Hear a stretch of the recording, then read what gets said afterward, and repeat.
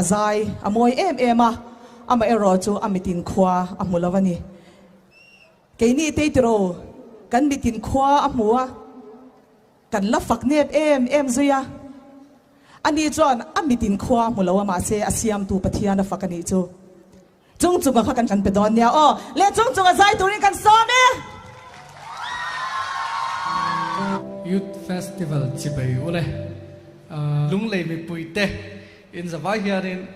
kangai chu FM chawani ti hakan soi du masali se ilo manguti hla hakan shem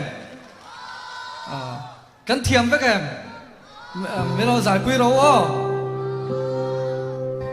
enjoy o mango kan sabai ti kang le kut bengin kan sabai in